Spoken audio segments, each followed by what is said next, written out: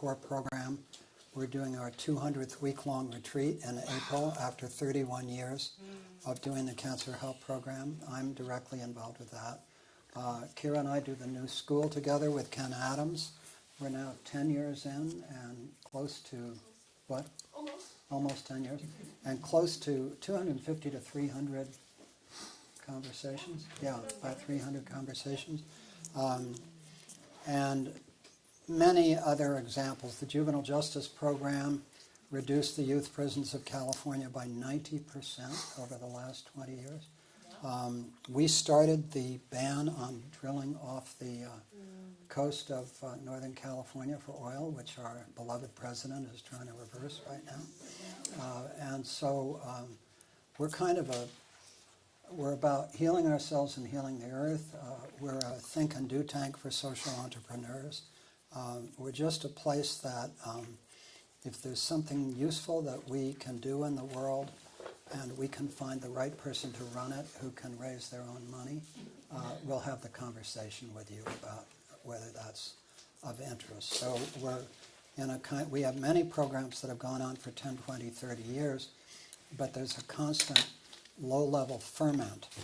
So for example, when the fires took place in Sonoma, one of our staff members started a distribution center for Latino workers who were burned out completely, and it became the distribution center in Sonoma for, housing stuff, kitchen supplies, whatever else people needed. And she just made it up. She just made it up, and then she came to us and said, you know what, I've drunk the Commonweal Kool-Aid and I want to do this through Commonweal. So it's like we're in a continuous process of what can we do that's of service, that is really useful, that we can do with very high quality, that will make a difference and that feels resonant to our work. So that's just a short version of a somewhat unusual nonprofit. And speaking of that, one of the things I get to do is to tell you all that the new school depends heavily on your contributions, and there's a little box by the door. So if this was worth the equivalent of a Starbucks coffee or something more than that, we welcome any contribution that you'd like to make. So a couple of announcements. First, please turn off your cell phones completely, not just in the silent mode.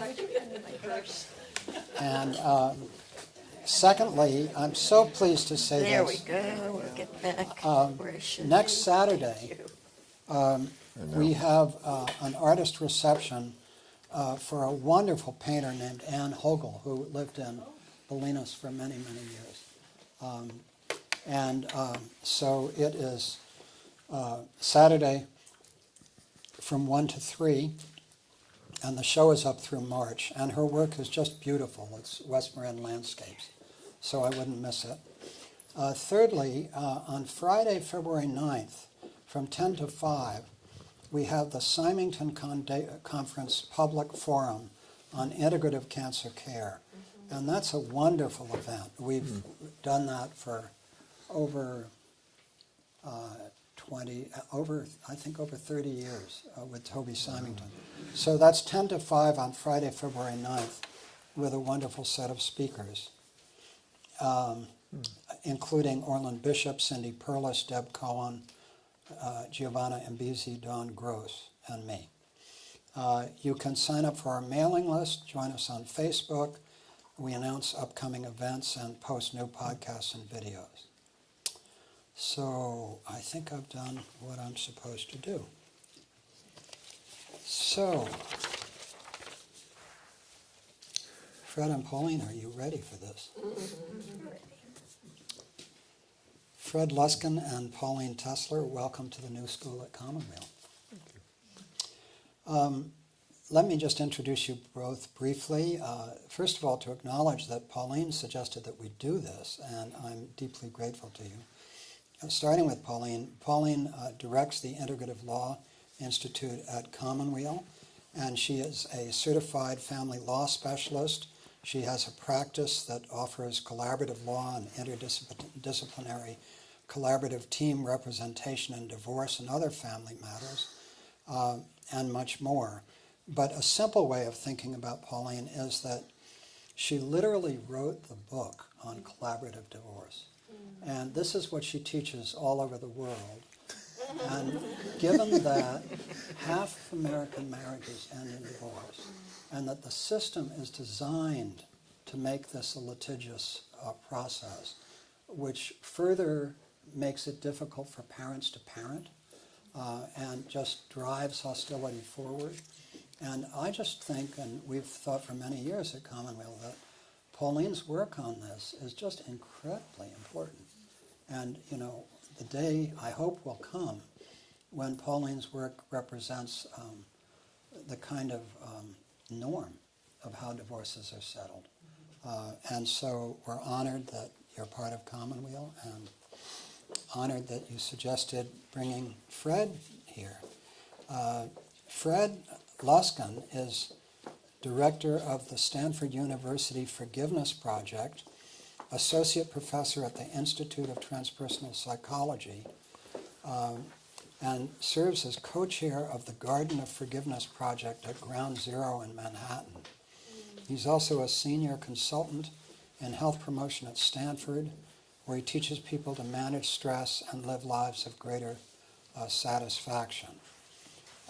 And so, in a sense, our principal topic today derives from Fred's work, though it's going to be a three-way conversation on forgiveness in healing and conflict resolution.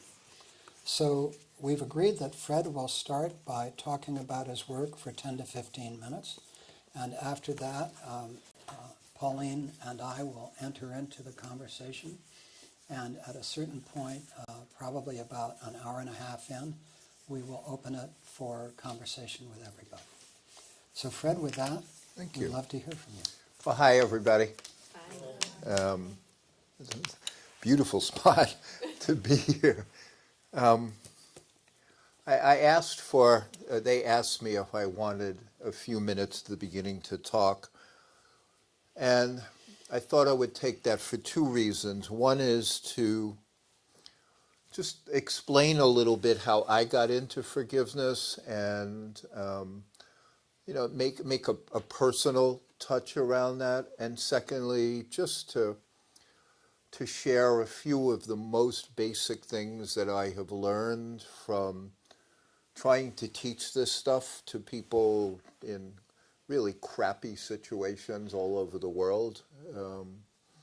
For me, this started both as a personal wounding and as a kind of, as you'll see a little further on, kismet and good fortune. But the personal wounding was my best friend and business partner at the time met a woman who took an immediate and total dislike to myself and my wife. And that takes some work. I mean, we're not that likable, but a total dislike, let me tell you, that, you have to be, the pump has to be well primed to go there.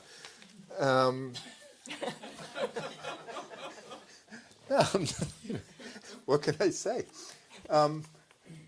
But the situation was that I had been very close friends with this person, and he had been to my house, like we were just like interchangeable friends and homes and stuff like that. And he started dating a woman who, the first time that he brought her for dinner was the last time I saw him for a number of years. Whoa. I know it was a bad dinner. No, I'm just... and let me tell you, to be a forgiveness teacher, you have to have a sense of humor. You have to, because people come in with such heavy stuff. So, like, there's a Rodney Dangerfield joke that I think of around that, that they came for dinner and nobody returned, is he has this joke, my wife is a terrible cook. At my house, they take Blue Cross instead of diner's card. But she came, and literally, when she saw us, like we opened the door, And she took a look at the two of us, probably more me because I was in front. She hid behind my friend, hid behind him for the entire dinner, not the entire dinner. And when they left, I didn't hear from him again. And I was devastated. This had been the best man at my wedding. And we were absolutely the closest of friends. And my map of the world did not include a betrayal like that. There were a lot of things it included. I mean, and I accepted that I could be an asshole, whatever it is. But I didn't expect that degree of like cut off. So I called him. This was a while ago, so I doubt there was texting. There might have been email, but whatever. No response. None. And I didn't know how to cope. And so I coped the way most people cope, by becoming angry and miserable. I did both of those really well. Didn't do me any good, but I did them really well, and I had no other skills except my own pain. And that went on for a while. Then I think I wrote him a letter, and he wrote me back like a cold, detached thing. And so I got his letter, and that affirmed my sense that there was something deeply wrong with him, and so I reinitiated, anyway. That went on for quite a while, and I was, in some level, I felt like thrown over a boat without a life jacket because he was my closest friend. And I literally had a map of, my wife, my parents, this guy, maybe a couple other people I could depend upon. And it just blew out my circuits to recognize that this was not true. And so I suffered and suffered and suffered and suffered and suffered. And unfortunately, my suffering was not confined to me, so I made my wife's life less positive. So a few years into this experience, my wife comes to me and says something along the lines of, Fred, I still love you, but I like you less.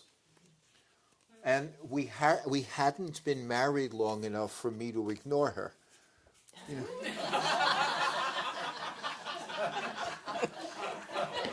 Yeah, you know what I'm saying? Like after 4 years of marriage, it's like, oh, okay, anything you say is important. After 20-something years, it's like it doesn't register in the same way. So this really registered, and it galvanized me to take stock and to really think about, is there any way out of this mess?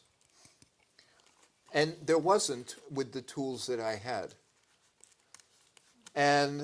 But because I so respected her, and because she wasn't a complainer, like this wasn't somebody who was constantly pulling at me, telling me I had to change in 100 ways.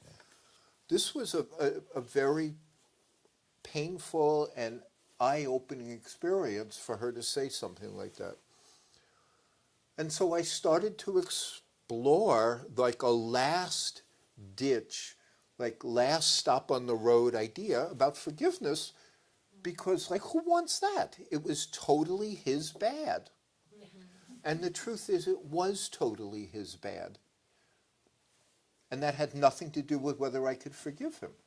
But I didn't know any of this. So I started to investigate forgiveness, and I started to examine places in me that I could adapt to this situation. And I came up with a couple. First being, and again, so simple, and when I look back on it now, I can't believe something that simple would have the impact that my work had, but it was that simple.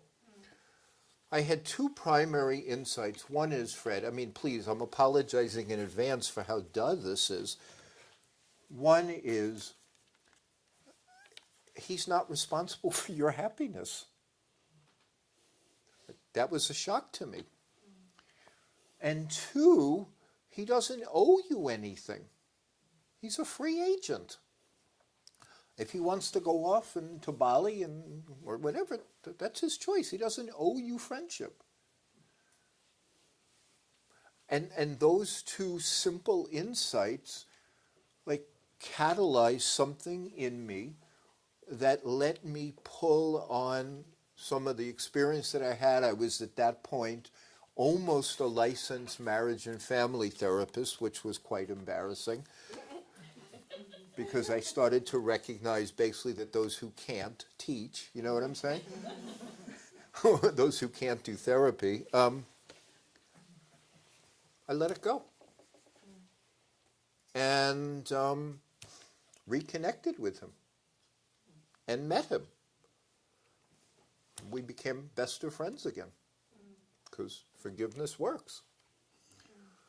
But at the end of this experience, I started thinking through, what did you actually do? Like, what steps did you actually take to release your contempt and pity and blame? And I started thinking about them.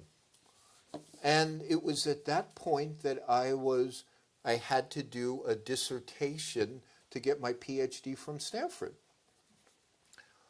So I figured, okay, well, I'll try this. You know, like there was no research on forgiveness.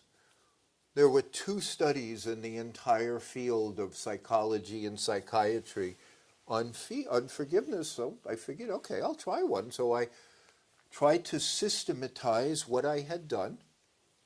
I did.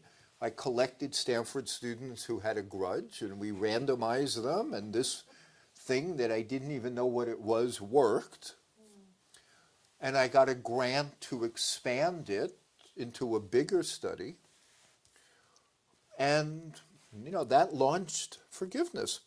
But here's the other piece as to why I'm sitting in front of you, which is very humorous. I went to the Stanford report to see if they would help us recruit subjects for the big forgiveness project we got funded. You have to understand, almost 20 years ago, there was no social discourse on forgiveness. This was 1997 or 8. Nobody's talking about this. You know, meditation wasn't as popular. Any of the qualities that touched on the spiritual were, you know, not as, certainly from the academic perspective, were not as, and here we were trying to do a randomized trial on a forgiveness methodology for people who were hurt, and we didn't know that anybody would show up. So we asked the Stanford report to run a, story on this nascent forgiveness project, which they did. And they were wonderful. They put a page 3 big story, forgiveness study looking for volunteers, because it was so novel. So that gets published. I'm on the Stanford golf course playing around. I'm still a postdoc at the time. You could play the Stanford golf course as a postdoc for $19. So I went out every week because, you know, it's like $100 if you don't have that. I check my messages. I'm a postdoc. I had never gotten a message. I'm calling back at the medical school where I'm a postdoc. There's like 20 messages from media outlets all over the United States asking me that I have to call them back. They want to know about forgiveness. I called one of them back. What I found out was the very second that Stanford had faxed out this study thing, Stanford study looking for volunteers, it was so unique, they faxed it out as one of the 1 or 2 things that was interesting at Stanford that week. It arrived on media desks simultaneous to the fact that Bill Clinton's semen on Monica Lewinsky's dress had been positively DNA identified as his, and the New York Times called to ask if Hillary should forgive Bill. I couldn't make this up if I wanted to. So all of a sudden, I'm going from a nobody who knew nothing about forgiveness except one half-hearted attempt in my own life and one tiny little dissertation study to an expert that the world media is calling to find out if Hillary should forgive Bill. I didn't even know who they were talking about when they called Hillary who?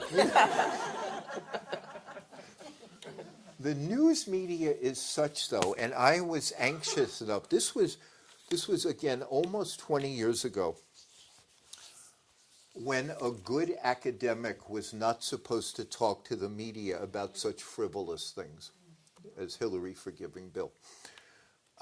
So I told them that. I said, I really can't comment on that. So being the news media, what they would ask then, well, how do you think this will affect Chelsea? She goes to Stanford. But this is where I'll stop, because I'll also fill in just a few things that I've learned. Channel 4 in San Francisco at the time was the NBC affiliate. I talked to them to, I can't really comment on Hillary and Bill. I knew nothing about their relationship. Privately, I thought this was right in line with their relationship, but that was just privately. I said, but we're doing real work on forgiveness. And we want to show the world, because nobody was knowing this, that you can teach forgiveness. That was the crucial message that we were trying to get across, that you could take this topic that was consigned to religious things, was thought of as esoteric or spiritual, and through simple education, you could help people make massive changes in how much pain they suffered. So we got Channel 4 to come down and do an interview about forgiveness as therapy and education, and that literally changed the direction of my life. That one interview went on TV. Most of the other San Francisco stations put it on TV. The Chronicle did a story on our forgiveness work. And I became somebody who would sit here in front of you. What we tried to demonstrate in this research that started 20 years ago, before we took it into really complex situations, was one, forgiveness is a teachable skill. That is the most important outgrowth of our research. That it doesn't depend on just spiritual insight and evolution. It's teachable skill. Two, that teachable skill has demonstrable effects on your physiology and its reactivity and on your mental state. That we had shown from our first research. The second research project made that abundantly clear. Third, forgiveness was a secular as well as a religious injunction. That it wasn't owned by the religious people, that this is a human innate quality that is available to anybody who wants it. And lastly, that it was almost a necessary part of what I believed then, and I still believe, of human resilience. That human beings live in a world where you are guaranteed to be hurt. If you don't cultivate mechanisms for dealing with that hurt without resentment and prejudice, then it is almost impossible to live the successful life that you want. Because what human beings tend to do is the hurt layers. This person was bad to me, that person was bad to me. Our protective mechanisms come in, and then they spread resistance and armoring and all those other ways that we protect ourselves from being hurt again. But those mechanisms are not that intelligent or precise. So even though mom may have hurt us, we start generalizing out. Even though mom may have hurt us because she was in pain, we leave out the pain part. And without this capacity of some mechanism which is just called forgiveness, it could be anything, but it's just a human quality of making peace with your actual life. Without that quality, we're pretty much doomed. Because then if we don't have that, we never have a clean slate again. You know, we never come back out into the world with some original mind, you know, like some hopefulness that it's again not just safe, but that we have maneuvered our way through it. And the last piece, again, and I'll shut up, is when you learn to forgive, and this is why I still talk about it, it appears to me to be one of the basic but difficult coping qualities that human beings require. Because when you forgive something and follow that process through, it develops in any of us who do that efficacy. You know, I can be hurt, I can be abandoned, I can be lied to, and I can survive. It develops efficacy inside that whatever life throws at me is not going to be disabling to me. That efficacy is part of the power of it, and without that efficacy, we see what we see with so many scared and overly defended people because they haven't healed themselves from their wounds, so they can't trust, because this is the key takeaway.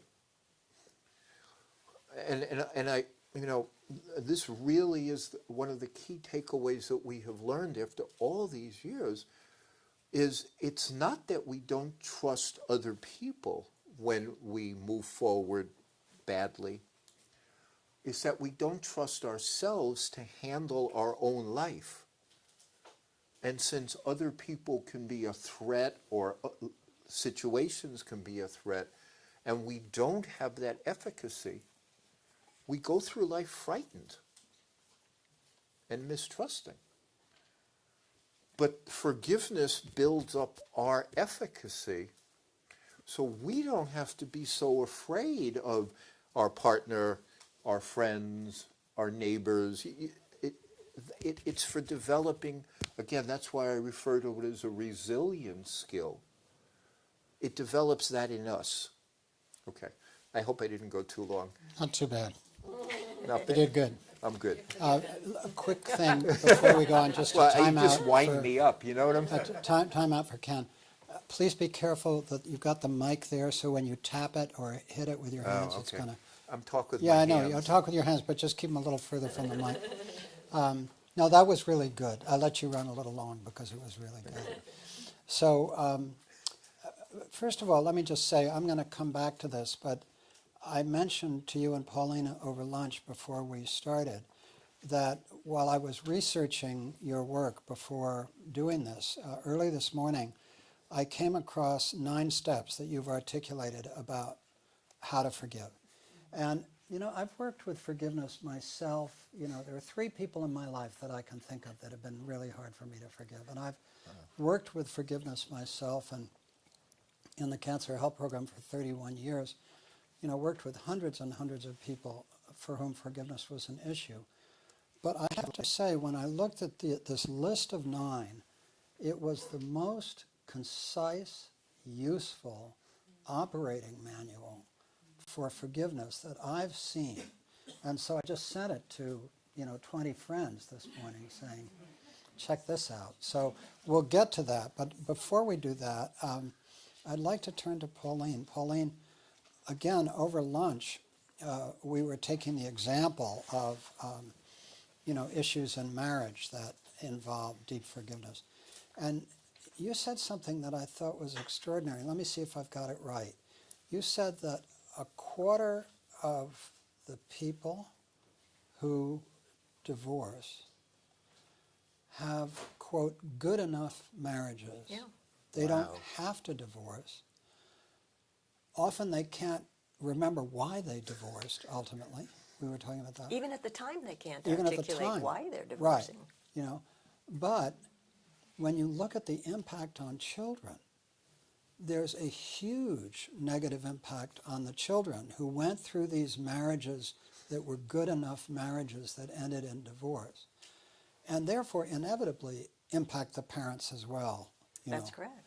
So I just thought that was I mean, given that half of marriages end in divorce, right, roughly, and most of those are driven toward inamicable solutions by the system, but that a quarter of that half, or an eighth of the population, really didn't have to divorce. They don't have to divorce. And the study that I was reading, it was a meta-analysis of a lot of research about what happens to children after divorces. Right. And I'm a family law specialist, but I discovered things I just hadn't really thought about or been aware of. Please. About 25% of marriages, people don't really have strong reasons for needing to divorce. If they don't have children, then fine, whatever their personal reasons are, so be it. But there's no question that the children fare very badly. And in fact, according to this study, this meta-analysis, it's only the children of the worst marriages, the ones in which the suffering for everybody is acute within the family system, where the children don't do worse after a divorce. In every other situation, they do badly enough that it's statistically significant for all of those children. So in the marriages that are good enough, the question that this researcher was interested in, and this is the nexus with Fred's work, is she referred to studies in which as soon as there are children in a marriage, people become unhappier. These were fairly recent, but even so, what she was talking about was women being angry because they're doing most of the housework, plus they're out in the workforce, and they're not getting the support that they need, and men being angry because the spouse that was completely available and supportive emotionally now is paying more attention to the children than to the spouse, and that there's a kind of a day-to-day toll of wounds and offenses and anger and resentment. And she was interested in forgiveness. She thought that as a matter of public policy, people shouldn't be forced to stay married. They shouldn't be shamed for divorcing if they're going to divorce. But why aren't we making free resources available to teach forgiveness skills when we know that they work and when they don't have to be thought of as the resource simply when horrible things happen, but when the day-to-day stuff happens, because these marriages are good enough. Let me just check with you, because I may have misspoken. Just now I heard you say that a quarter of marriages are That good divorce, enough. right? Of people who are intending to divorce. Oh, okay. Those marriages are good enough. A quarter of those marriages, therefore an eighth of the population, Yeah. roughly. I guess, okay. yeah.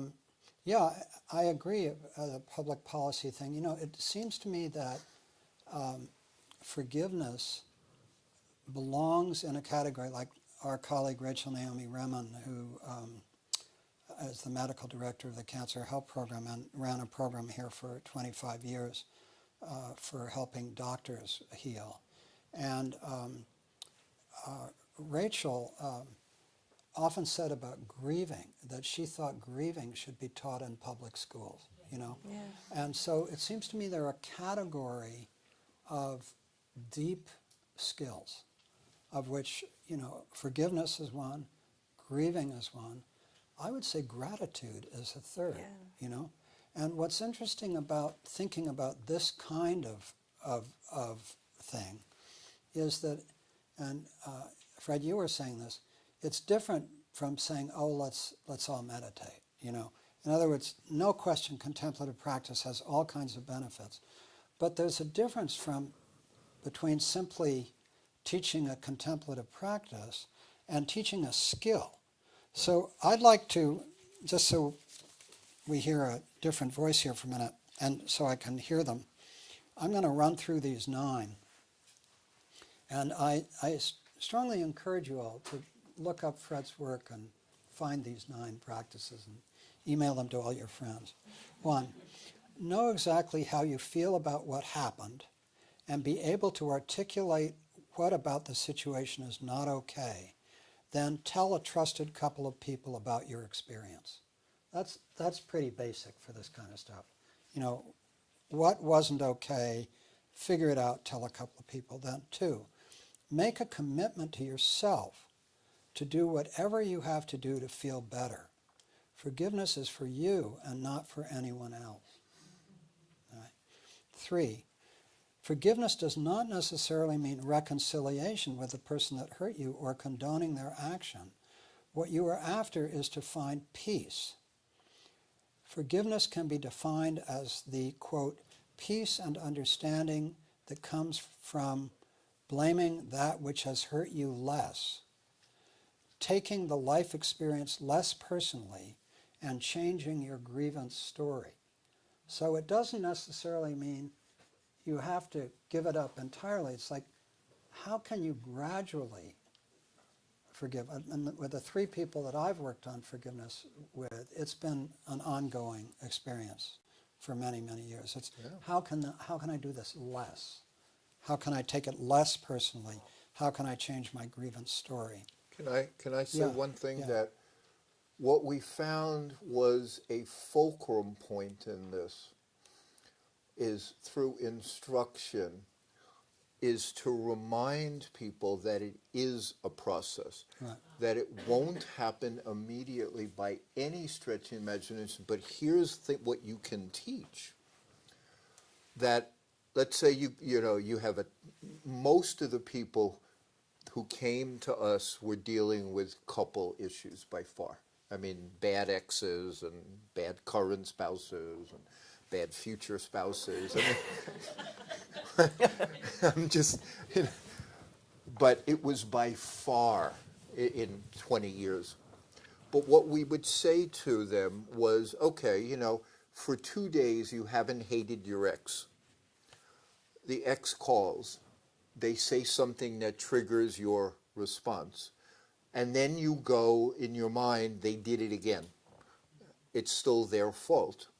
And what we suggested was, and this is always what relapse prevention programs do, is we told them, you're going to have to expect relapse. But it's how you frame that, which is how it becomes an ongoing thing, rather than they did it again, they're still terrible. Oh, there's still parts of me that need practice, or, but it's whether you're looking backward or forward, that can be brought to people's conscious attention. Okay. Right. So then 4th, getting the right perspective on what is happening. Recognize that your primary distress is coming from hurt feelings, thoughts, and physical upset you are suffering now, not what offended you or hurt you 2 minutes or 10 years ago. Forgiveness helps to heal those hurt feelings. Then 5th, at the moment you feel upset, practice some kind of stress management technique. 6, give up expecting things from people or your life that they do not choose to give you. Recognize the unenforceable rules you have for your health or how you or other people must behave.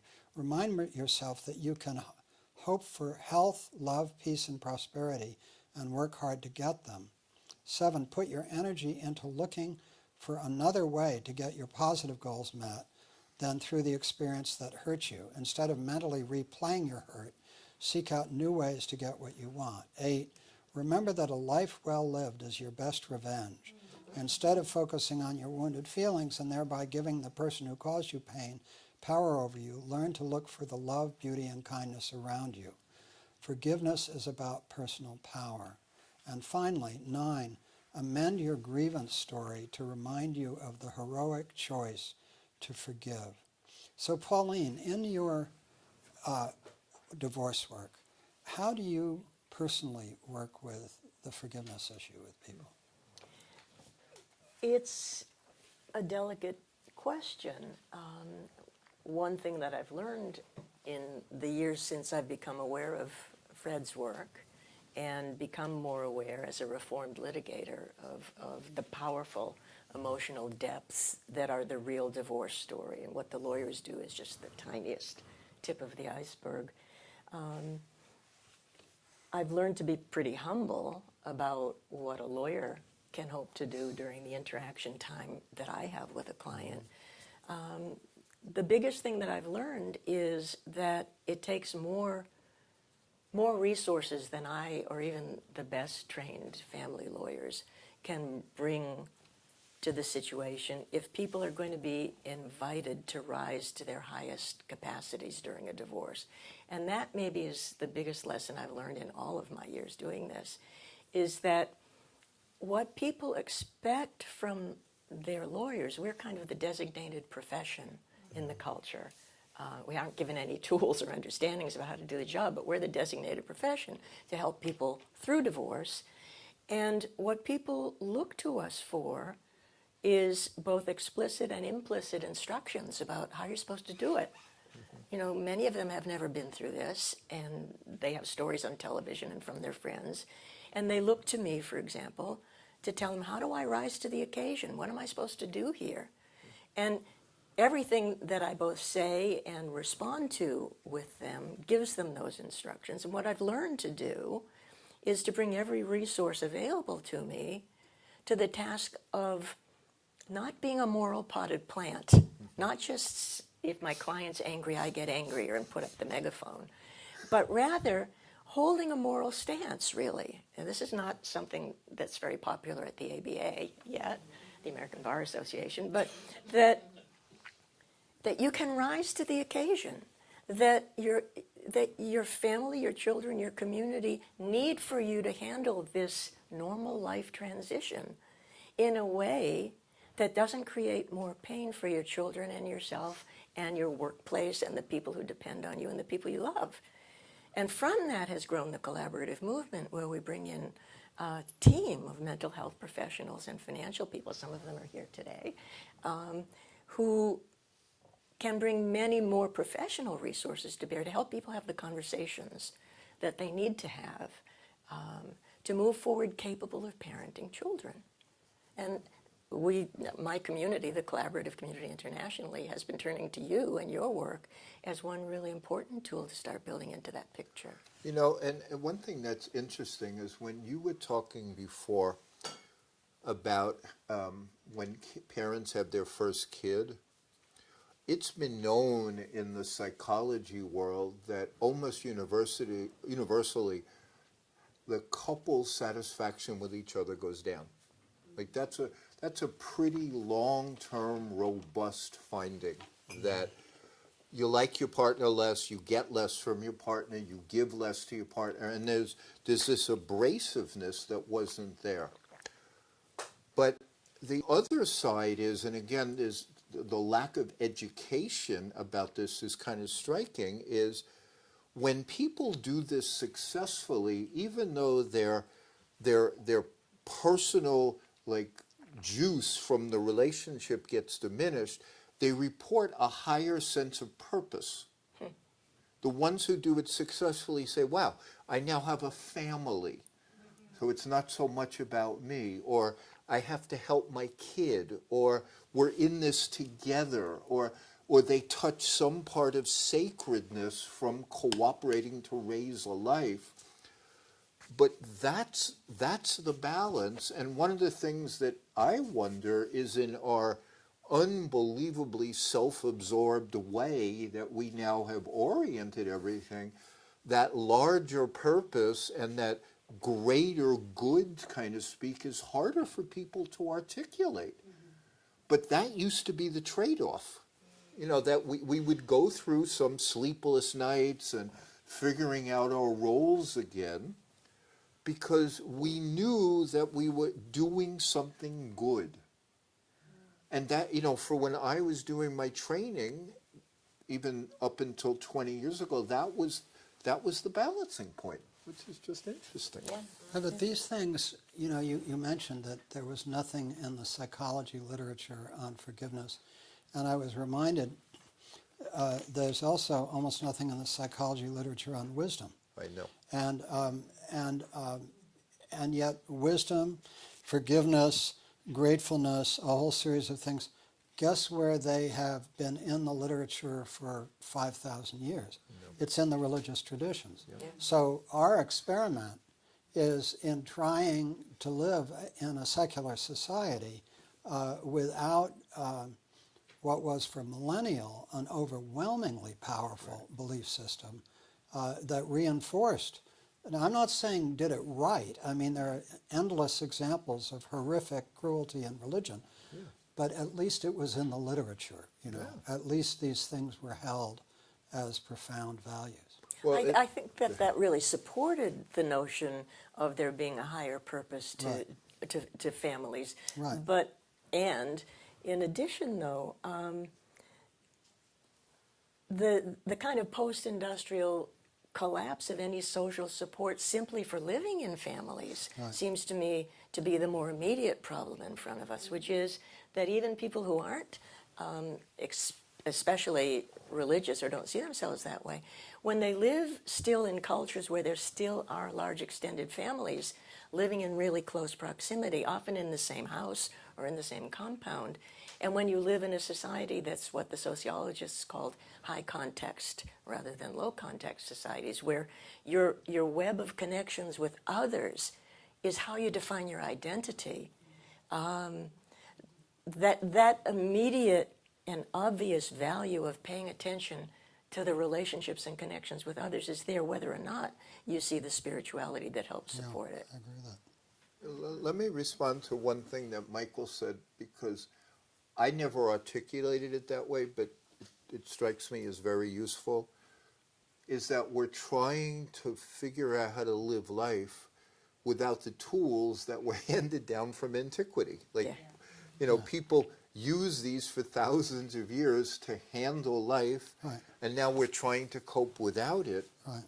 One of the things that is most interesting to me about even couples forgiveness is I wrote a book on couples forgiveness called Forgive for Love.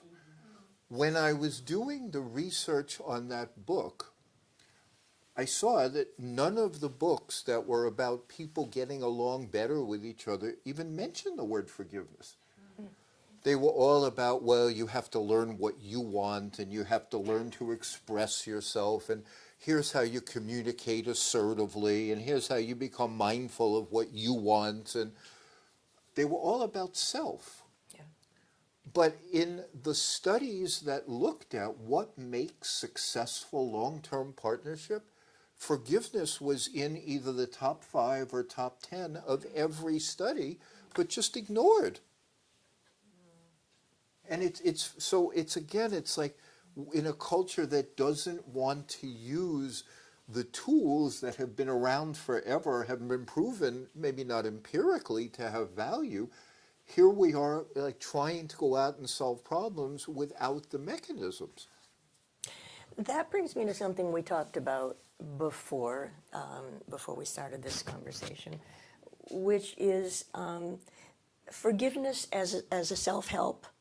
Right. And as a way of dealing with one's own pain and living life well, starting now, and forgiveness as part of a restorative process that involves relationship with perhaps the person who's given offense, and perhaps something that one does to strengthen your family and community, something that isn't part of the model that you've taught. But I'm really interested in this notion of the suffering that comes from seeing ourselves as isolated individuals without connection to wisdom traditions or to our partners or to family and community, and wondering what, for example, empathy, apology, reconciliation, and restorative processes generally, what you think about them, given that they're not part of the model that you're most concerned with. Well, let me say something to that before Fred responds. We've been doing Commonweal for over 40 years, and one of our principal interpersonal commitment here is kindness. We really focus on being kind to each other the three things that we ask staff and volunteers to be is to be kind or at least civil to each other, kind or at least civil. The second thing is to be good at what you do, to be skillful at what you do. And the third is to be fiercely dedicated to the work. Those are the three What's things. the third? Fiercely dedicated Yes. to the work. So kindness is the yoga of the heart, skillfulness is the yoga of the head, and dedication is the work of the hands. And in the Bhagavad Gita, Bhakti Yoga, Jnana Yoga, and Karma Yoga are the three yogas that vie for supremacy, and the Gita tells us that the yoga of the heart is primary. And that, it says of Jnana Yoga, it's a difficult path. The wisdom path is a difficult path. And then, Karma Yoga, by their fruits shall you know them, So I was thinking about the apology thing because a couple of things for me, just the way I work. When I get into a difficulty with somebody, when somebody says you've done something wrong, I can almost always see their point of view on it. In other words, I just have an absolute radical lack of an assumption that I'm right. And so it makes it easy for me in an authentic way to apologize, to say, look, I'm sorry about that. But the other thing about apology is it has enormous power. So it's not only generates kindness, but it has this enormous power that when people know about me or anybody else, that you can pretty much be counted on not to take your own point of view too seriously and to recognize somebody else's point of view. And then if you really feel you made a mistake of some kind, or even, I often apologize when it's a marginal call, just because strategically it's so smart to apologize, Right. So I totally get that. yeah, so so anyway, this connects, as Pauline was just suggesting, it's a set of tools or inferences that connect with forgiveness. In the forgiveness, the science of forgiveness, there are only a handful of things that really predict forgiveness. And one of the things that predicts non-forgiveness is narcissism, as anybody could imagine. Right. The more entitled, the less you have empathy, and the more the world revolves around you, the harder it is to imagine that, you would ever apologize or do anything. So narcissism predicts lack of forgiveness. One of the things that predicts forgiveness is the capacity to be grateful. And there is a strong link. There's not that much research, but there's a strong link between gratitude and forgiveness. Because again, this is so simple, but people who are more grateful, they're more likely to see life in balance. So, okay, this person was really nice to me. I live in a beautiful spot. I have food. Okay, so that person wasn't. The more grateful you are, the more natural it is to see a relationship and be able to hold things. But the biggest predictive power was a sincere apology from the offender. Mm-hmm. Mm-hmm. And it's good news, bad news in that, because as much as we're talking about forgiveness, we also live in a culture which is close to retarded about apology. That, people think an apology is, I'm sorry you feel bad. That's the common apology. I'm sorry you're upset. It seems like this is still bothering you. I'm sorry.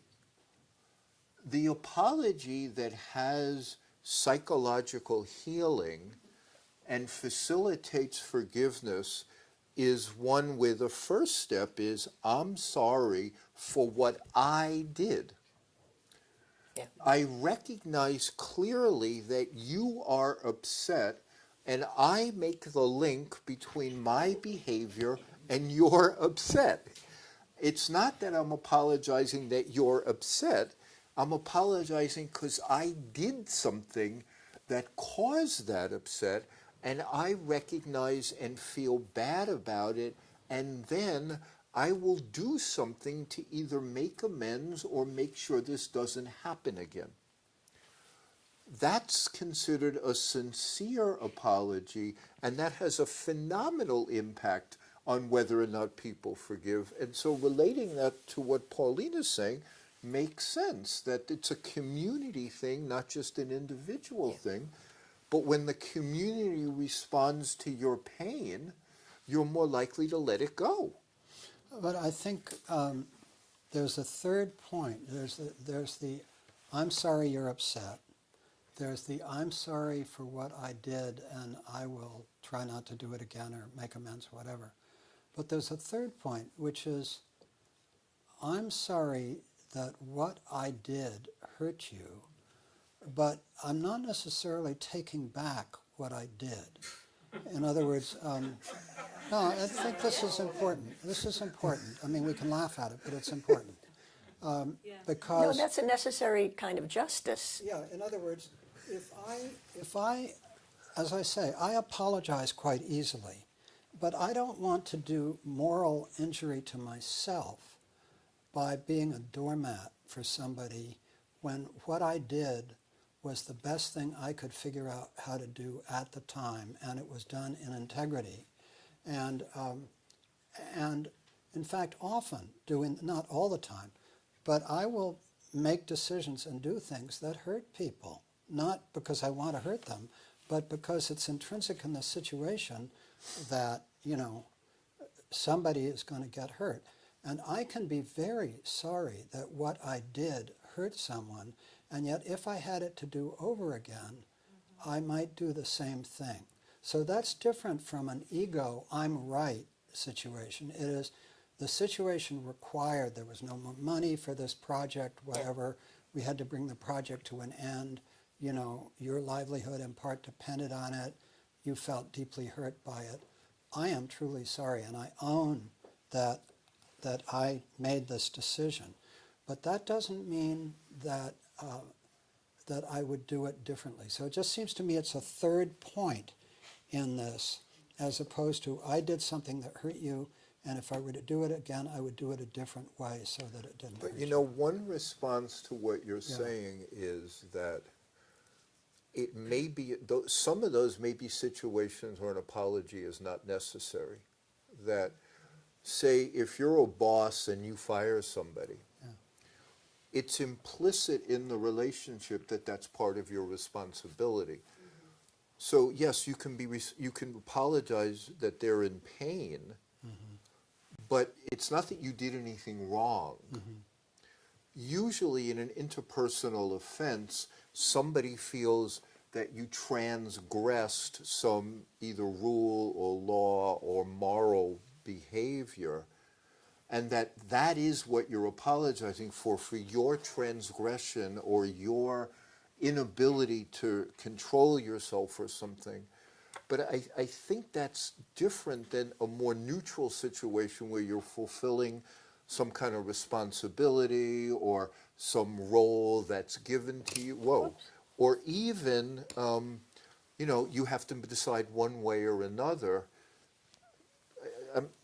Yeah, I would see that more as empathy, as the capacity to express empathy for the Right. unavoidable pain, as opposed to that sense in oneself that one transgressed, which in the domain of restorative processes, in my world of practice, is something that is, when it's done right, when it's done well, is a gift not only to the person who's been harmed, but also to the person who caused offense, because our natural human tendency, our first reaction is, I didn't do it, and if I did do it, it didn't hurt you so much, and you should just deal with it and suck it up. But coming with that kind of attitude, if you do know that you transgressed, is a feeling of shame and guilt, and the ability to make a heartfelt, empathic apology, and to have a restorative dialogue following upon it, is a gift to both the perpetrator and the injured party in that sense. The guilt and the burden of it can be lifted. I still hold that I think there is that third point.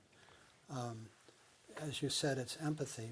In my practical experience, it's when one is in a difficult dialogue or situation, it is often heard in very different ways by the person speaking or by both parties.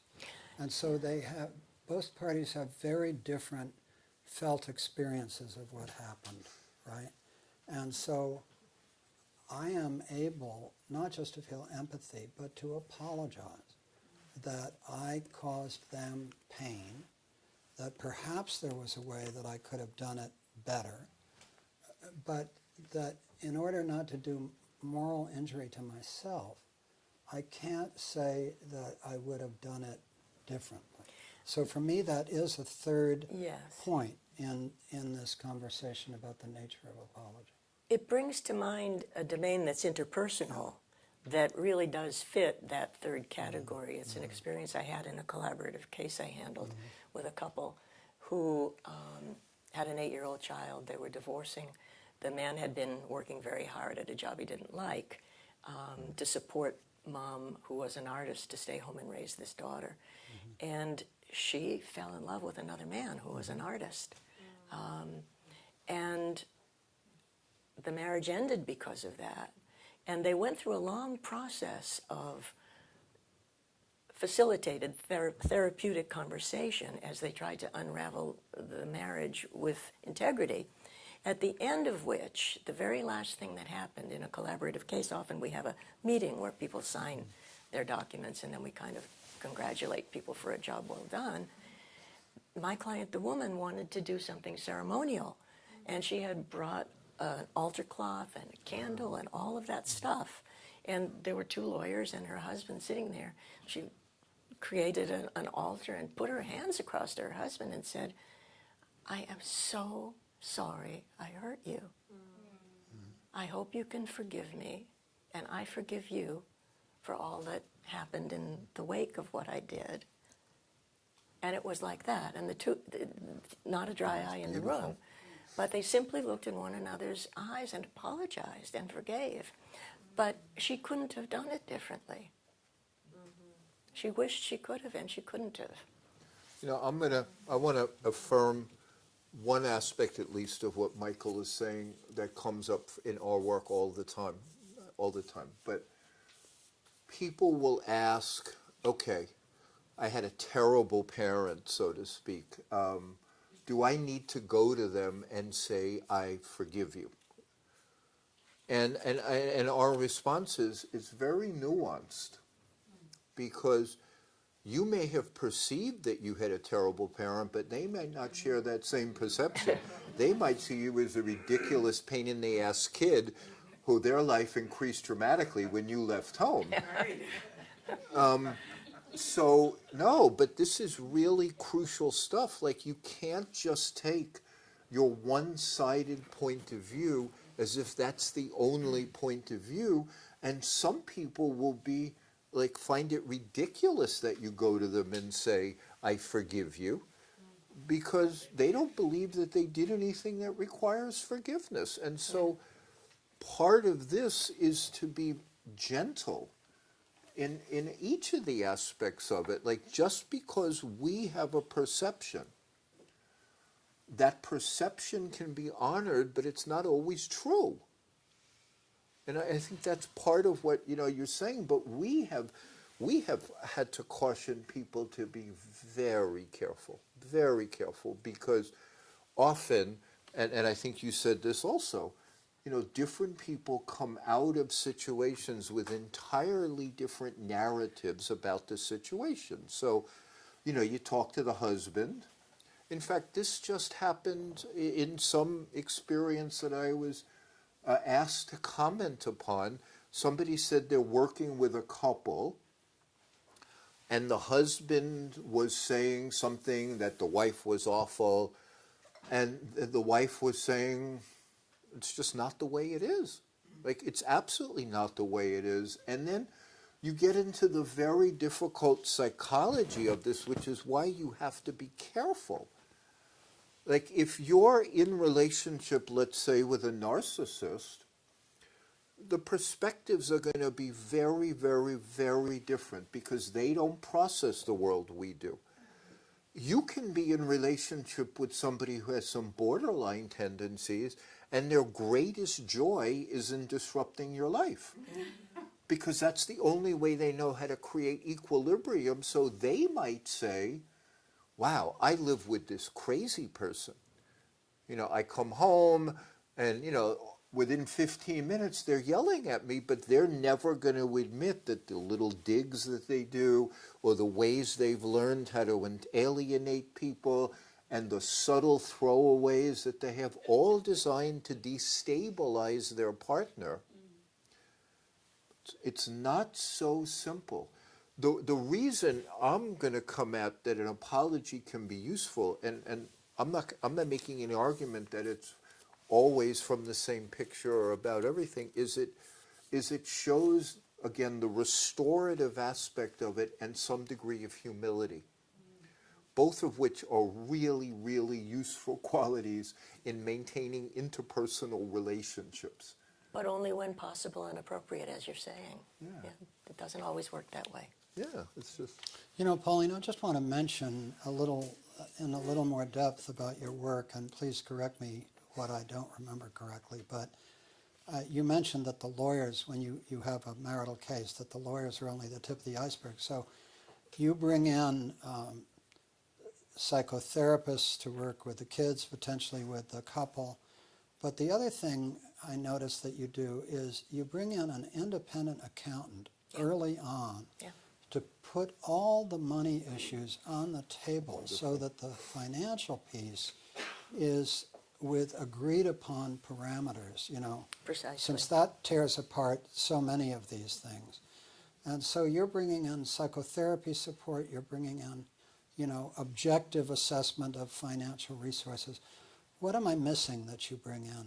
Well, that's the basic frame, but the way that it works on the ground is that ideally we have 3 mental health professionals working on a collaborative team.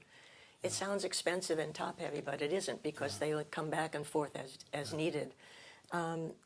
Each of the spouses who's divorcing has an allied mental health professional working in a coaching model, not doing therapy, but using therapeutic tools and skills to coach toward getting through this divorce process with integrity, with dignity, and with value-added understandings and capacities even.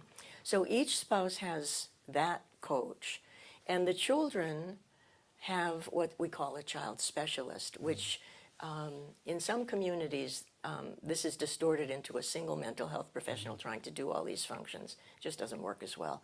The child specialist doesn't have any advocacy role at all, but is the voice to the children, explaining to them what a divorce is and what's happening in their lives. It's not your fault. It's not your fault.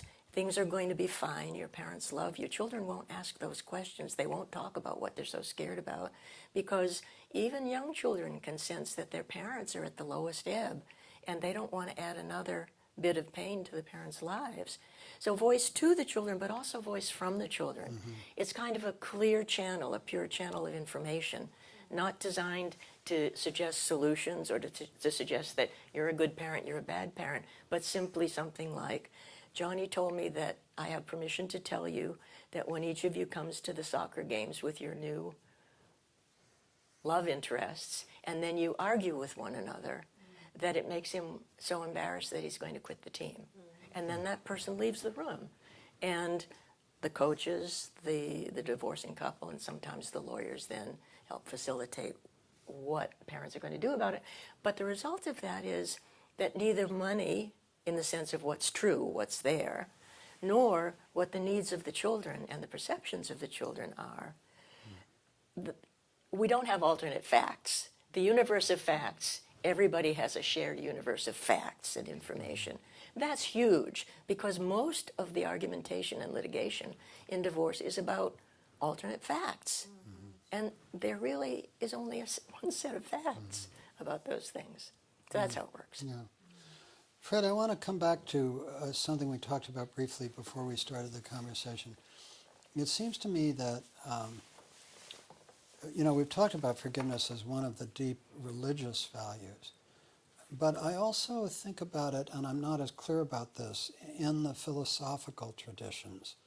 Have you thought about or considered what of the great wisdom traditions, the philosophical wisdom traditions, talk about forgiveness?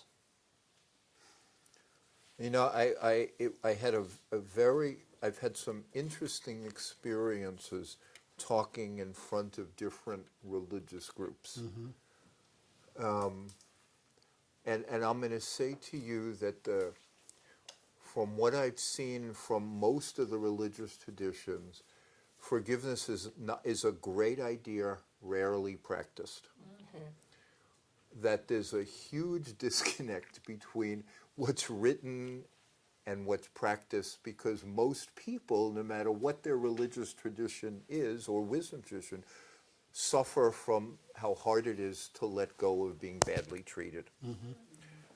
One of the most telling experiences I had, and it's been pointed out to me provocatively, that the Jewish faith and the Christian faith do not see forgiveness the same. That the Jewish faith sees it much more as a community-based thing, and that it's supposed to be part of the process of keeping the tribe together, and it's a mechanism that's essential for people in a tribe to stay together. Yeah. The Christian faith is much more an individual letting go of a resentment or a grudge, modeled upon Christ's letting go of that enormous wound.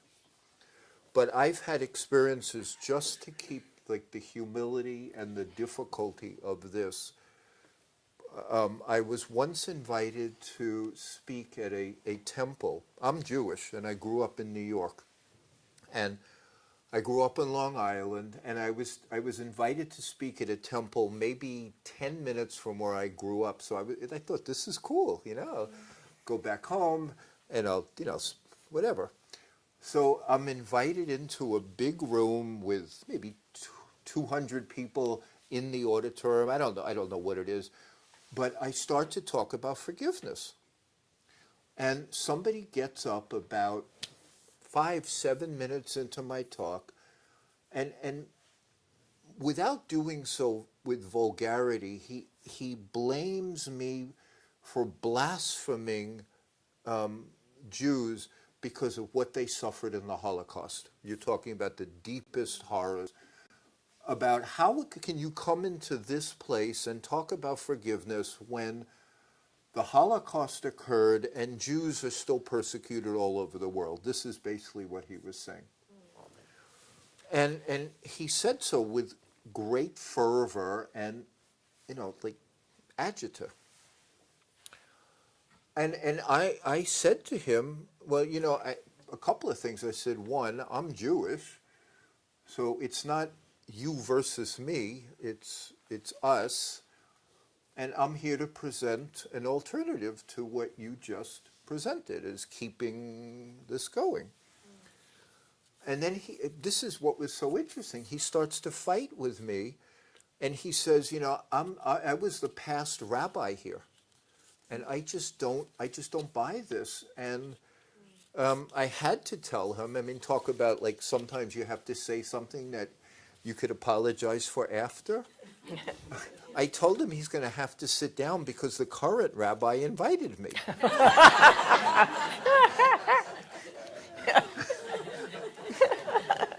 But not to think that this is limited just to Jews. I was invited to speak. This is how challenging forgiveness is, and to be a forgiveness teacher, I've long expected hostility and contempt to come my way because I'm asking people to give up their stuff. So I was once speaking at a Presbyterian retreat center in Lake Tahoe. And it was wonderful. It's gorgeous. It was right on the lake. And the deal was, if I'd come and talk about forgiveness for like 45 minutes a day.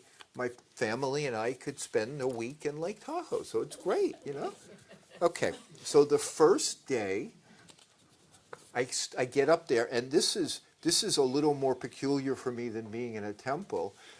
I'm in this Presbyterian retreat where they have like big figures of Jesus hanging there on the cross, which is fine. I'm in a church, you know? It's like, but there's like 6 of them around the room. So I walk in, and I think, okay, I'm clearly in a Christian place here, you know? Like, nobody's confused about, I mean, this is the way my mind works. So, but I see forgiveness as universal and based on, again, thousands of year-old traditions. So I get up there and I start to talk. And within about the same period of time, maybe 5 or 10 minutes, 3 women come out of their seats and start, like, not yelling at me, just like the rabbi wasn't personally hostile, he was just hostile to forgiveness. These 3 women jump up and say, if you had had my ex-husband, you would not be talking about forgiveness. That, by the way, is the most prevalent objection to forgiveness is my ex-husband. That and Adolf Hitler are the 2 that people bring to me. Okay, so wait. So these 3 women jump up and start telling me how bad their ex was, and if I had lived with them, I wouldn't be bringing this up at all. I don't know what to say.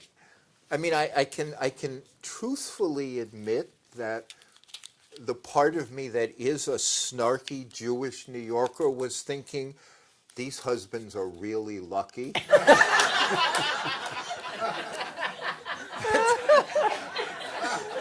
That's actually what I was thinking. But what I responded was this, because again, it's my way of seeing this. Is I said, you know, I'm sure you had a terrible time in your marriages. I have no doubt about that. I said, but look where we are. I said, there's Jesus hanging everywhere. And wait, I said, I'm Jewish. He's your boy. If you don't like what I'm saying, at least take his program in his house. What did they say? They sunk in, they got down, and they never bothered me again. But what I'm getting at is this universal difficulty. I mean, I'm a storyteller. Again, I couldn't do this work, honest to God, if I didn't have some deflection with humor in stories, because the suffering is endless. And people have gone through hideous things. You worked in Sierra Leone, you worked in Ireland, Northern Ireland. And the worst, can I just say one more thing about that? The difficulty of this is so profound,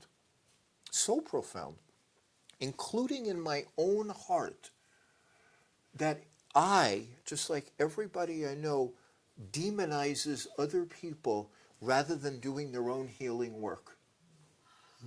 And we can go to our grave talking about how bad our mother-in-law was, or how bad this friend was. I did it this morning. I was slapped on, not physically slapped, but my partner told me that, Fred, you were just too hard on me about she failed to do something. And I gave her grief for longer than was necessary, and she called me on it. And she was right. You know, like this human process of not owning our woundedness is everywhere and omnipresent. And again, like you described, gratitude is essential, because that's the easiest way of balancing somebody's heart so they want to be more forgiving. And I'm going to say the second most essential thing is be able to grieve your wounds. Mm-hmm. The 3 things that you picked up are the 3 things that we talk most about. Gratitude, grieving, and forgiveness. They're together. But if you can't see the good in your life, and you can't grieve your own pain, you can't forgive. But the hardest thing that I ever personally listened to, I mean, I've listened to so much, but the most, like, just jaw-dropping was we did a small forgiveness group, 20 people, 4 or 5 years after the attacks at the World Trade Center. And we did it for 20 or so, 30 people, I think, who had family members killed in the planes that flew into those buildings.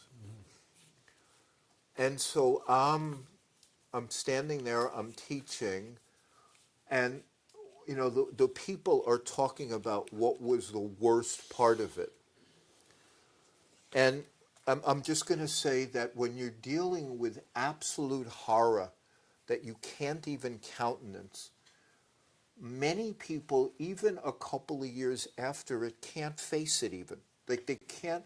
So 4 years after, I think this is 4 or 5, but probably 4 years after, a number of the people were telling me that the worst part of it was not that these people flew something into a building that killed people, but that the city of New York had given up sifting the remains because they were no longer finding body parts large enough to identify.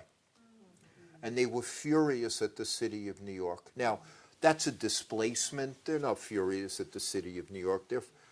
But one woman got up and she talked about what the experience was to be on the phone with her son as the plane hit the building. He was in the building? Yeah, he was in the World Trade Center. And she sounded a bit like an intrusive mother because you could just tell she called her son every morning, like, how you doing? I think the son was like 28, fine, Mom, now go. But this morning, they're on the phone and he's giving her the obligatory, fine, Mom. But he says to his mother in the midst of the conversation, Mom, there's a plane out there that just doesn't look right. And they go on to talk for another few seconds because it all happened really fast. And then he says, Mom, remember that plane I told you about? Well, it seems to be turning towards Manhattan. I don't understand this. And then 5 seconds later, wait, that plane is coming towards Manhattan. And then, it looks like the plane's coming towards the building. And then the phone goes dead. Hey.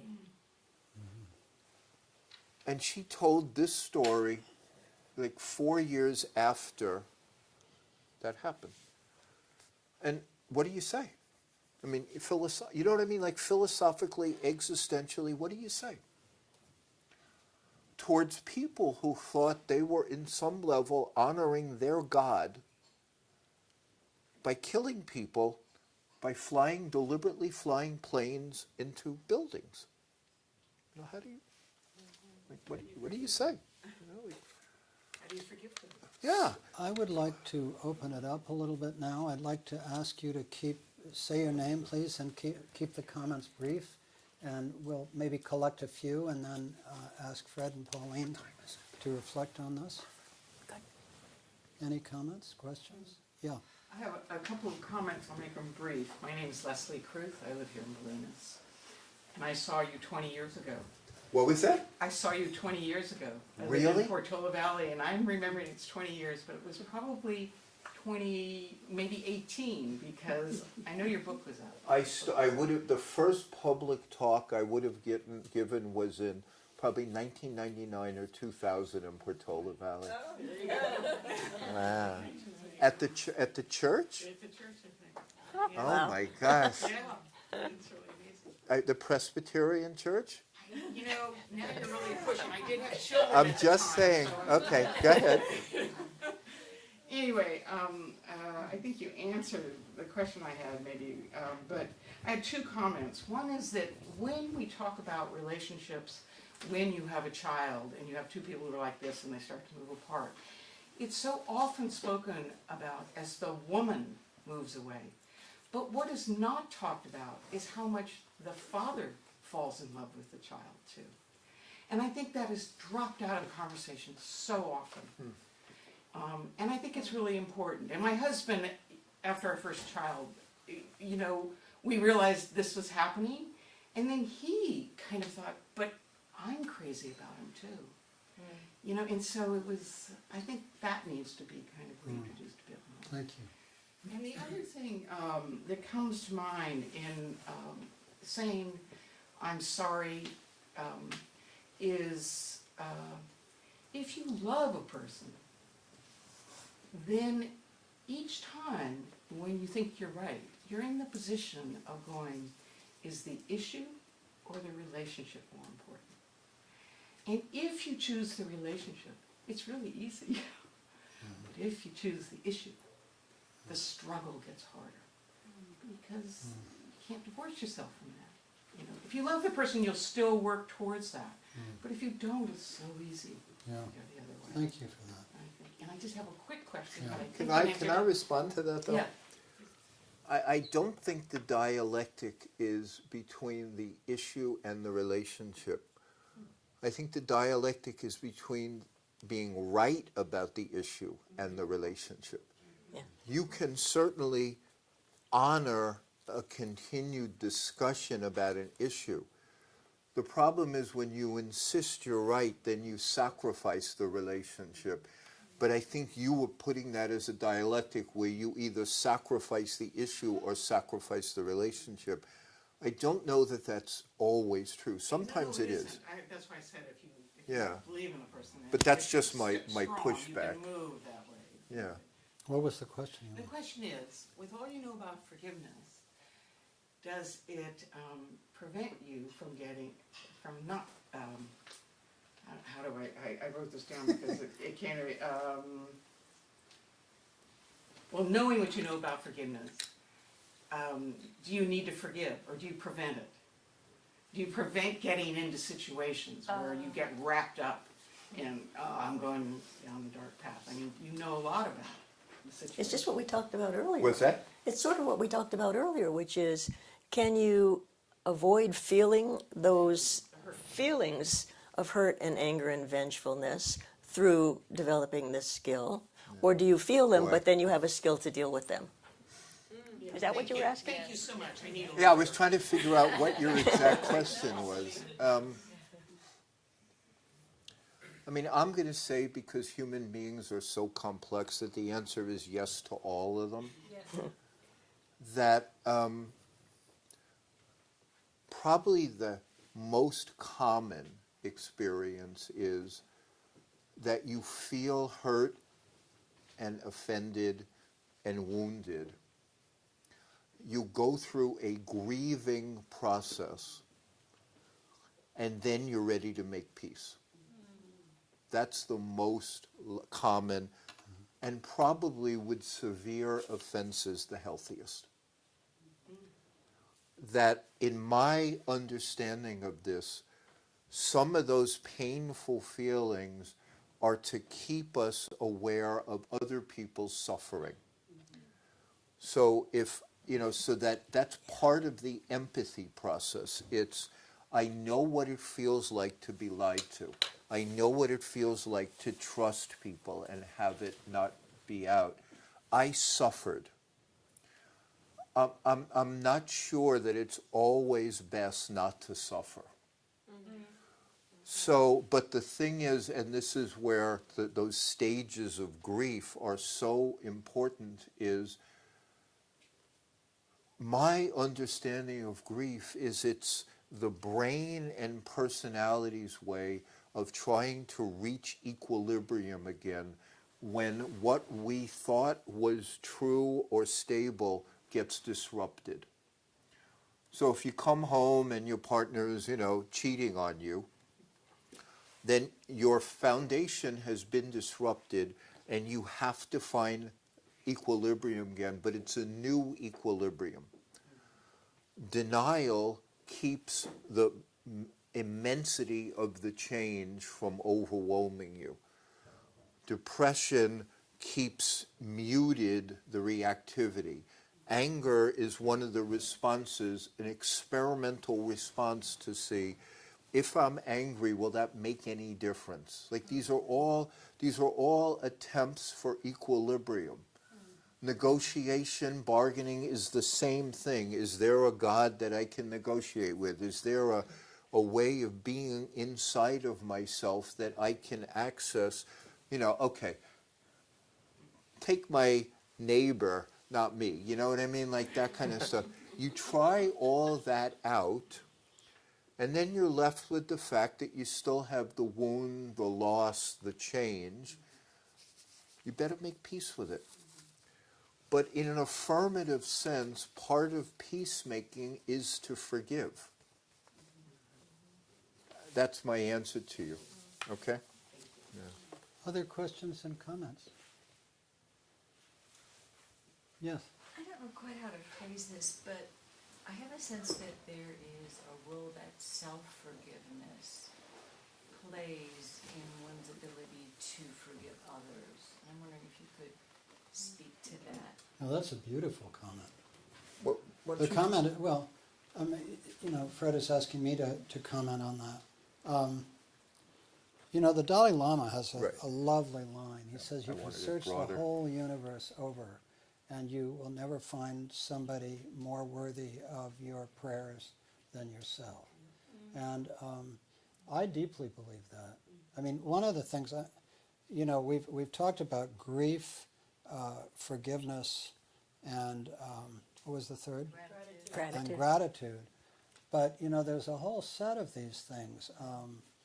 Wisdom, we talked about, kindness, But my God, the power of prayer is just awesome. And whether or not you believe in intercessionary prayer, which I do, I think that it's real. But there's no question that prayer can have an impact on the person who's praying. I mean, that's really true. So I think that question of self-forgiveness is a very profound one. And I think it's hard to forgive other people if you don't forgive yourself. In fact, the metta meditation that they use in Insight Meditation Society a lot, they often start with forgiving a distant person and forgiving somebody closer. And very often the last stage is to forgive yourself, which for some people is really hard. I do need to say something just because it fascinates me. I was talking to Fred and Pauline about the fact that for the last 3 years or so, out of a 30-year study of archetypal psychologies, I've been studying Enneagram, which is a specific kind of archetypal psychology. And when I listen to a conversation like this, where we try to generalize about people's responses, I think to myself, you know what? By Enneagram theory, there are 27 different sub-personalities. There are 9 main ones. Yeah. There are actually 3 main ones, 9 total, and then 3 subtypes of each.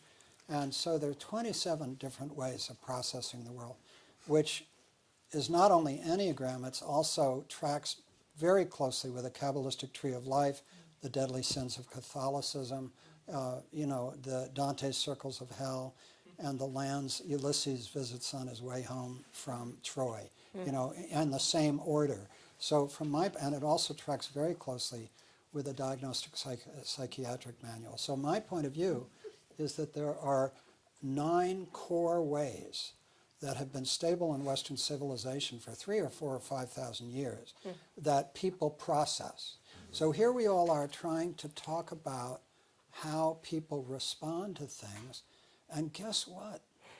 It's really hard to generalize, I mean, whether you use Enneagram or any other archetypal psychology or any other depth psychology that gives you any subtlety at all, it's really hard to generalize about how humans respond. So the issue of forgiveness would be, or any of these other issues, would be explored in 9 different ways, or 27 different ways, by these different characterological types, So that's a reflection. You had a question. I just wanted to ask about when, sort of like interpersonal conflict and, getting resolution and maybe eventually getting, apology, and then forgiveness.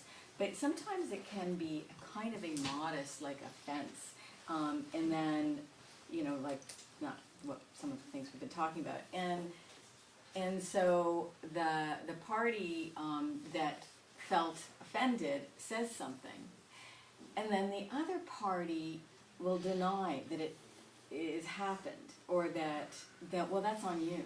Like, that's, you know, I didn't mean it. That's, you know, that's you projecting something. That's you. That's all on you. And so the whole thing is deflected away. And I just like, what, you know, and you're trying to work to resolve it, and you feel like that pushback. How do you then, you know, you're shut down, but you still want to have resolution. You want to forgive. You realize this person doesn't know that they're causing offense. That doesn't, you know, it's not that they don't care, but they somehow deflect it all. Good question. You know, I want to. What I would like to do is there's no real way to say really anything about forgiveness without altering for each of you to hear it from a little different consciousness than you tend to listen to things, including me. But you know how, like, there's wisdom and spiritual traditions that talk about, you know, the non-dual way of being in things, where it's not just opposites, but there's one thing.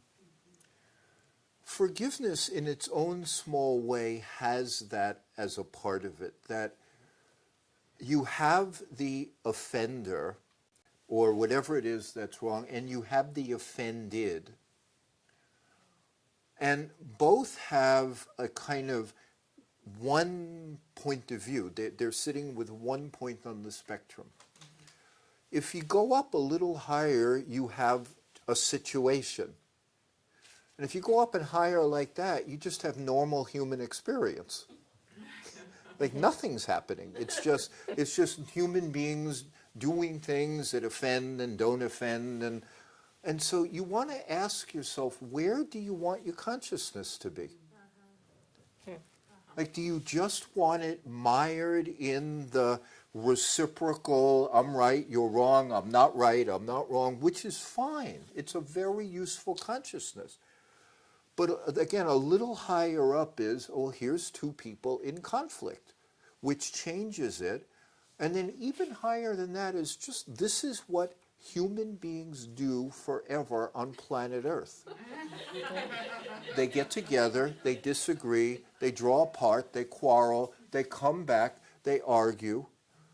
At some level, nothing is happening but movement of energy. So the problem that forgiveness answers to some degree is all of us who are stuck only in that level of offender and offended.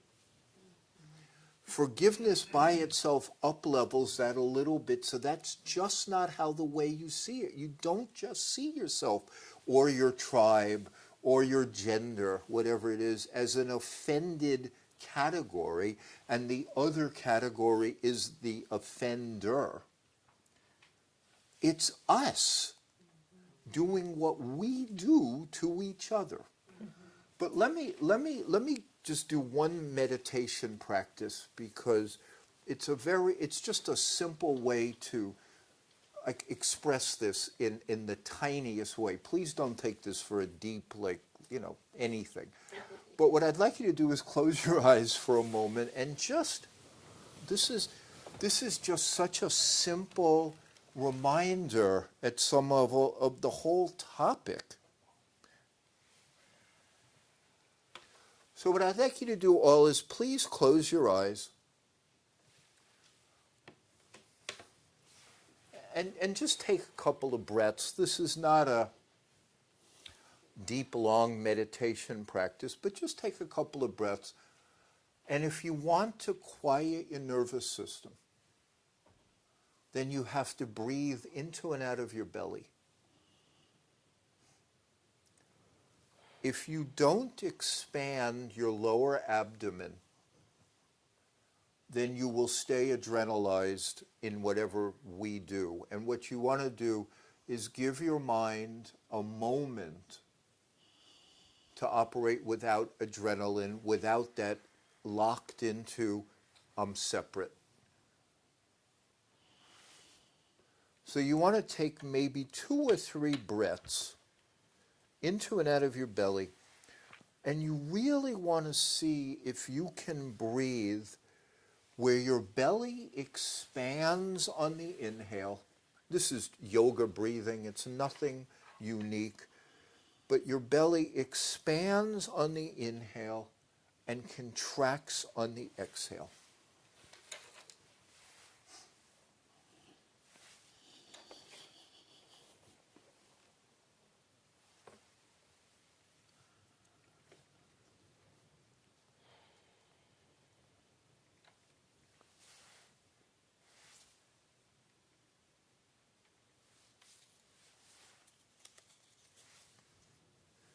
And then what I'd like you to do is bring an image to your mind of someone you adore.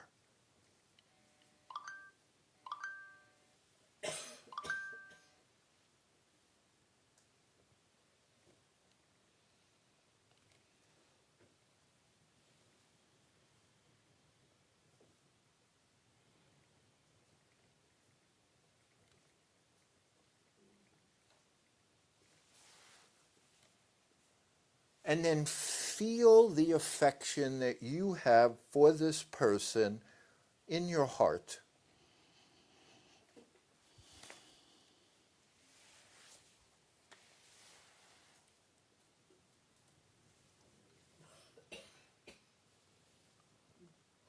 And relax into that feeling.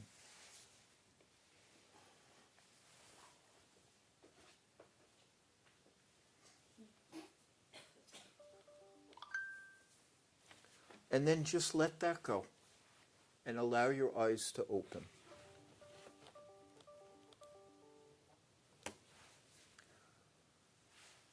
That's the part of us that can forgive. It's not in just, are we right? Are we wrong? Were we hurt? What's the story? It's a part of us that's at peace. The part of us that's at peace forgives naturally as an expression of itself. What's so interesting is all the things that we do to keep us from that part of ourselves. All the stories we tell, all the ways that we manipulate reality so that we stay at the center of it. These are the ways that we keep ourselves from whatever that non-dual wisdom is.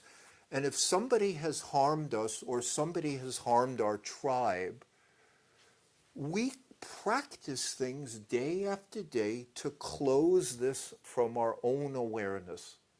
That's what the practice is. Forgiveness is what happens when you touch that part of yourself. You're free. I hope that can't be just talked about. Before I finish, I want to read you the best poem, actually the best thing that I've ever read about forgiveness. And it's so much better than my book. I mean, I'm just laughing because it's 2 paragraphs. And it's the best thing that I've ever read about forgiveness. And it's a poem by Mary Oliver called The Settlement. And it's spring. And last year's loose dust has turned into this soft willingness. The wind flowers have come up trembling. Slowly the brackens are uplifting their curvaceous and pale bodies. The thrushes have come home, none less than filled with mystery, sorrow, happiness, music, ambition. And I am walking out into all of this with nowhere to go and no task undertaken but to turn the pages of this beautiful world over and over in the world of my mind. Therefore, dark past, I'm about to do it. I'm about to forgive you for everything. That's what it is. It's like you recognize you're in this gorgeous world for a short period of time, and you allow the majesty of it to partly to heal yourself. You know, it's like we get this opportunity for a little while, and we don't want to miss it. It's like, it's not that complicated, you know? It's like we don't want to miss it. I'm going to say one more thing, and then I've probably said enough, but like, I've learned so much about this over 20 years, and literally going into hell to do this stuff is, most of you think that unforgiveness, me too, is simply a kind of question as to whether the offender, and this could be whether you're a Jew dealing with the Holocaust or a black dealing with slavery. I mean, it's big and little.